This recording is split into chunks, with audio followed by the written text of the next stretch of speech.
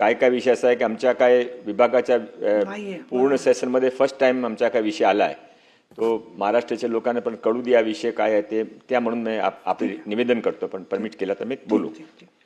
असं आहे माननीय सभापती महोदय की माननीय विक्रांतजीने जे काही विषय मांडला त्यामध्ये कोऑर्डिनेशनचा विषय त्यांचा मेन होता की त्याने जॉब हवा आहे त्याने एम्प्लॉय हवा आहे पण ते कोऑर्डिनेशन नाही आहे त्याने माहीत नाही आहे.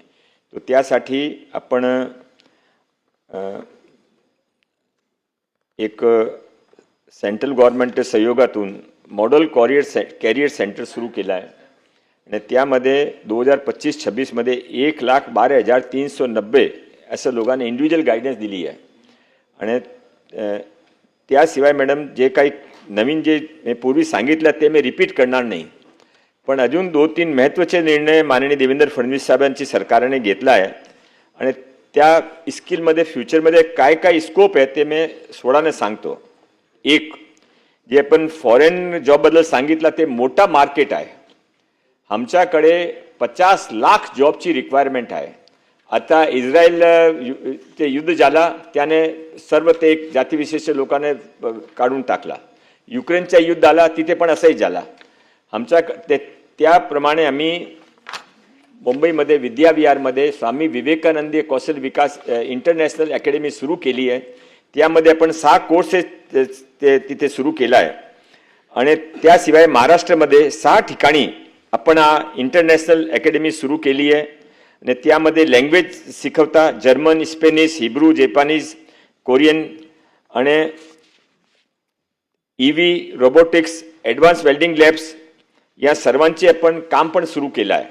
तो माननीय सभापती महोदय आपला उद्देश असा आहे की 2 वर्षाच्या आत महाराष्ट्रामध्ये कोणाने बाहेर जायचं असेल तो त्याने ते 5 लाख 7 लाख रुपये द्यायच्या खोटे बॉन्ड भरायच्या आणि नंतर तिथे काही फ्रॉडचा सामना करायचा ते गरज पडणार नाही आहे.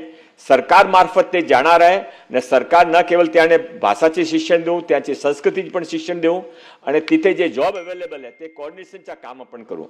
माननीय सभापती महोदय आपल्या माहितीसाठी आपल्या मार्फत लोकांच्या माहितीसाठी माननीय मुख्यमंत्री देवेंद्र फडणवीस साहेबांचे यावेळी जे नवीन प्रयत्न सुरू केला त्यामध्ये आता त्यांच्या प्रयत्नाने यश आणून मागच्या महिन्यामध्ये ADB बँकने स्किल डिपार्टमेंटसाठी 4,200 करोड रुपीज दिलेले आहे. 4,200 करोड.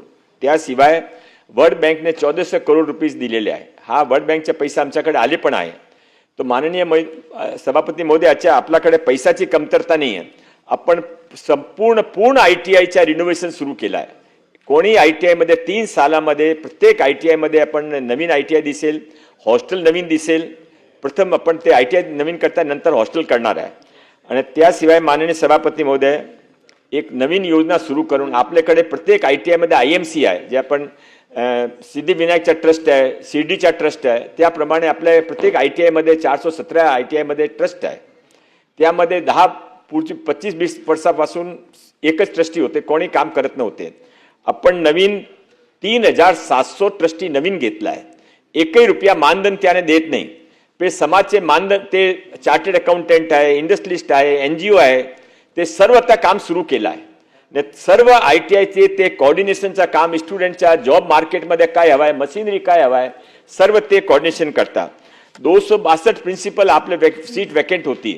आता पण सर्व प्रिन्सिपल्सने एक प्रिन्सिपलकडे 3-3, 4-4 ITI होती. सर्वांना आपलं माहीत आहे.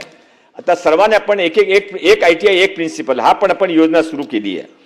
माननीय सभापती महोदय फक्त आपली जानकारीसाठी आपण जे काही काम सुरू केले पण एक पॉलिसी फक्त मी सांगतो आणि मी थांबतो इथे.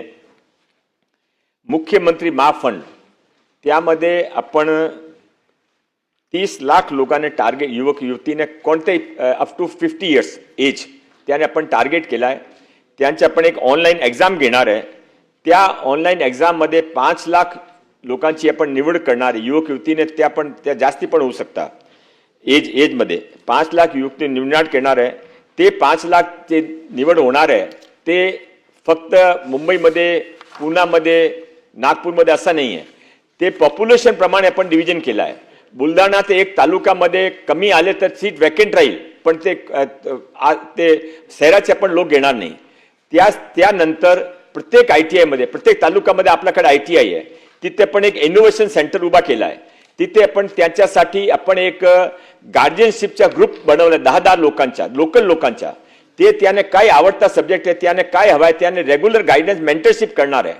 आणि ते 6 महिन्याचे नंतर हा 5 लाख लोकांमध्ये अजून एक ऑनलाईन एक्झाम घेऊन ते आपण एक 1 लाख मुला मुलीची निवड करणार आहे. पूर्वी त्याने 5 लाख रुपयेचा फंड आपण फक्त 3% मध्ये देऊ आणि नंतर त्याने 5 लाख पेक्षा जास्त 10 ते 25 लाख रुपयाचा फंड रिक्वायरमेंटचे प्रमाणे देऊ आणि नंतर 1 वर्षाचे नंतर त्यामध्ये फक्त 25,000 लोकांना आपण स्टार्टअप म्हणून पाठवू पुढे. हा माननीय सभापती महोदय, एक बार हा स्कीम सुरू झाली तो हे जे काही मुला मुली आहे त्याने रेग्युलर आता पैशाची गरज, पैसा बँक देता पण त्यांचे मेंटरशिपची गरज आहे. तर मेंटरशिपची गरज आहे आणि इन्फ्रास्ट्रक्चरची गरज आहे. एक गावाच्या मुलाने काय करायचं, कुठे करायचं, 10-12 खोडीमध्ये राहतो, तर म्हणून आमच्या ITI मध्ये त्याने आम्ही जगह देणार आहे, तिथे टीचर पण देणार आहे. प्रत्येक ITI मध्ये माननीय सभापती महोदय यावेळी आपण एक टेक्निकल डायरेक्टरचे अपॉइंटमेंट करणार आहे.